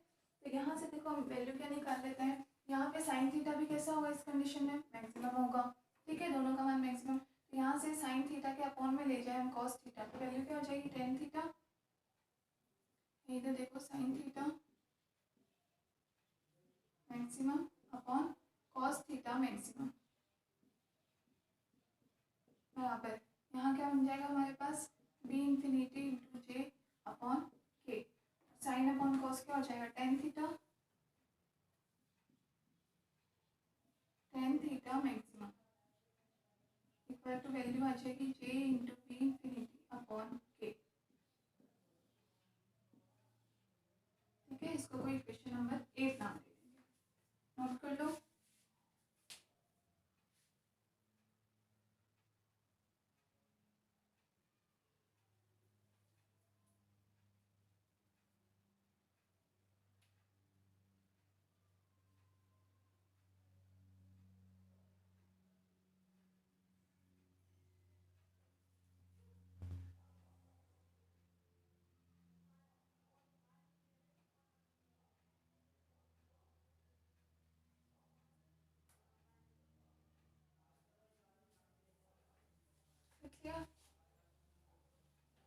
अब यहाँ से जे का एक और मान देखते हैं, जे बराबर हमने क्या लिखा था, क्योंकि जे बराबर क्या होता है, एम बी आर होता है आर क्रॉस पी से, ठीक है, एम बी आर के बराबर होता है। यहाँ पे हमारे पास एम इंटू बी क्या है, बी इंफिनिटी है अनंत दूरी पर, और आर क्या है, वो दूरी है, तो यहाँ पे ये दूरी किसके बराबर है, बी संघट्ट प्राचल के बराबर है, तो M into B infinity into में जे हो गया। तो एम्प्लाइज यहाँ से समीकरण 8 में वैल्यू रख देते हैं, तो टेन थीटा बराबर हमें क्या मिल जाएगा, टेन थीटा मैक्सिमम बराबर जे का वैल्यू रख दो, b m b infinity into में b into v infinity upon k, मतलब फाइनल रिजल्ट क्या आ गया, टेन थीटा मैक्सिमम का इक्वल टू क्या वैल्यू मिल जाएगी, एम इंटू बी इंफिनिटी का स्क्वायर इंटू में B upon k, equation number 9।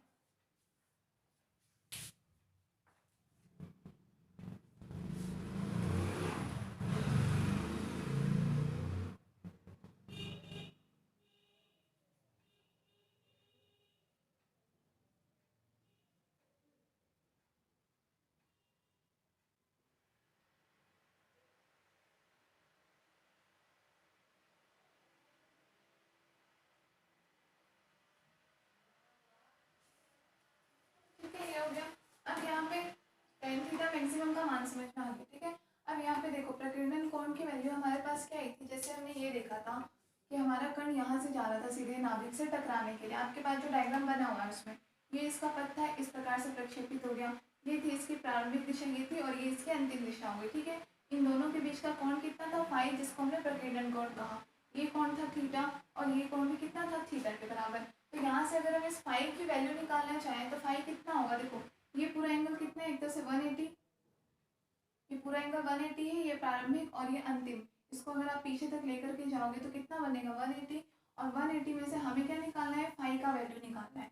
तो 180 में से ये 2 थीटा, थीटा और थीटा माइनस कर देंगे तो हमें फाई का वैल्यू मिल जाएगा आराम से। क्लियर है। यहाँ पे देखो फिर से हम देखते हैं कि हमने जो इसकी अंतिम दिशा बताई है इसको हम यहाँ पीछे तक भी लेकर के गए हैं, तो ये टोटल हमारे पास वैल्यू है, ये कितना होता है, 180 फाई के बराबर। ठीक है, अब इसमें से हमें ओनली कितना सा मान निकालना है, फाई का। तो फाई का वैल्यू हम कैसे निकाल सकते हैं कि इसमें से ये वाला जो मान है इसको हम कैंसिल करते हैं, तो ये मान टोटल कितना हो रहा है, थीटा इंटू थीटा, 2 थीटा के बराबर। ठीक है, और ये वैल्यू कितनी है हमारे पास, फाई, तो फाई बराबर क्या हो जाएगा, 180 माइनस 2 थीटा। तो यहाँ हम लेंगे प्रकीर्णन कोण,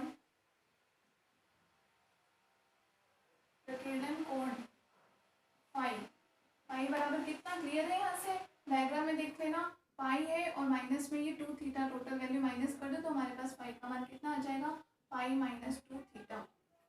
क्लियर है। यहाँ से अगर हम थीटा का मान निकालना चाहें तो थीटा बराबर क्या हो जाएगा, पाई माइनस 2 थीटा बराबर कितना हो जाएगा, पाई माइनस फाई के बराबर। थीटा बराबर हो जाएगा pi by 2 minus phi by 2। Clear है। दोनों तरफ अगर हम 10 से यहाँ पे ये फाई थीटा भी कैसा होगा, मैक्सिमम, जब हम यहाँ पे भी इन्फिनिटी की कंडीशन में ले रहे हैं, अधिकतम जब हो रहा है तब। ठीक है, तो ये थीटा की वैल्यू कैसी हो जाएगी हमारे पास, मैक्सिमम। दोनों तरफ 10 से मल्टीप्लाई कर देते हैं तो 10 थीटा मैक्सिमम, 10 ले लेते हैं, मतलब इनका दोनों तरफ, इधर भी क्या हो जाएगा 10 pi by 2 minus phi by 2 के बराबर। ठीक है, 10 थीटा मैक्सिमम का वैल्यू हमारे पास ये है, ये मान रख देते हैं हम समीकरण 9 से, किसके बराबर है, m इंटू बी इन्फिनिटी का स्क्वायर इंटू में बी अपॉन के बराबर कितनी वैल्यू आ रही है, 10 pi by 2 minus pi by 2, और 10 पाई बाय 2 माइनस थीटा कितना होता है, कॉट थीटा। ये देख लेना समीकरण 9 से हमने रखा है मान, समीकरण 9 से। ठीक है, यहाँ मान हमारे पास कितना हो जाएगा, एम बी इन्फिनिटी का स्क्वायर इंटू में B upon K equal to cot phi by 2। ठीक है, 10 phi by 2 minus phi by 2 कितना हो जाएगा, कॉट फाई बाय 2 के बराबर। ये आपकी इक्वेशन नंबर 10। अब यहाँ पे हमारे पास फर्स्ट इक्वेशन, सेकंड इक्वेशन से हमने के का मान निकाला था, वो के का मान हम यहाँ पे और रख देते हैं। के बराबर हमने क्या निकाला था, के बराबर क्यू इंटू में Z E upon 4 pi epsilon not, समीकरण 2 से। ठीक है, ये के रखने पर नोट कर लो इतना।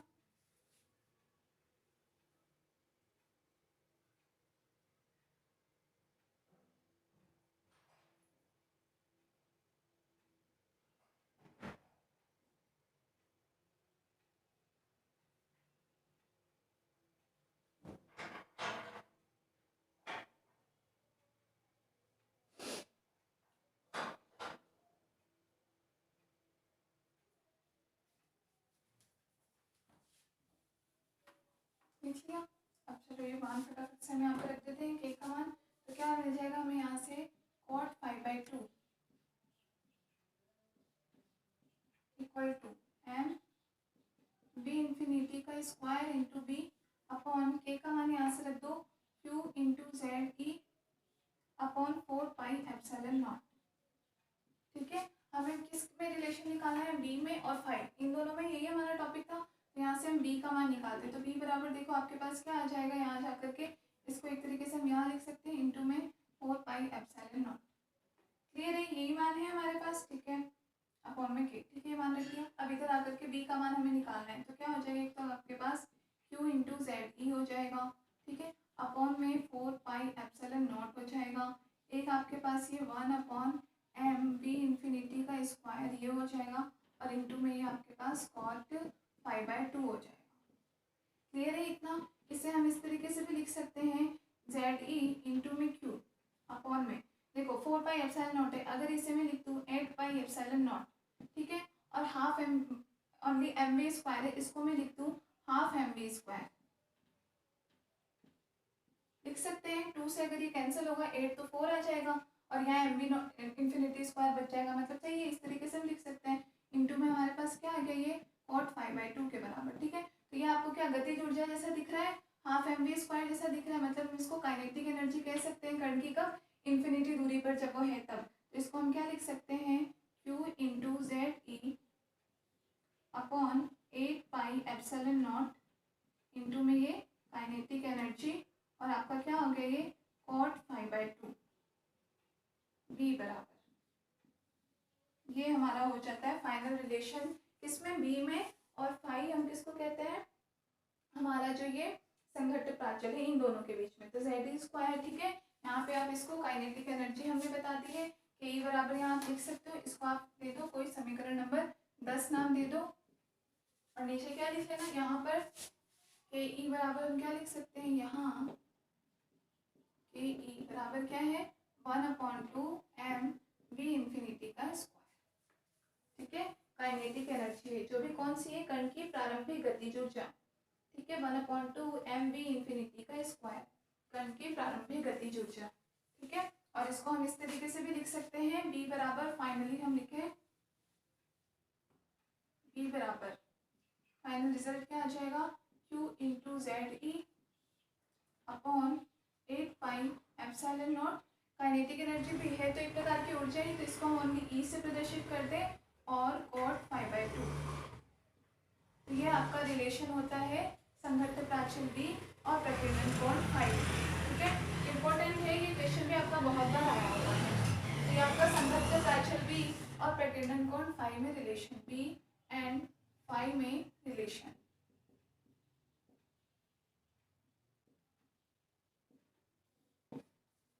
ठीक है, नोट कर लीजिए।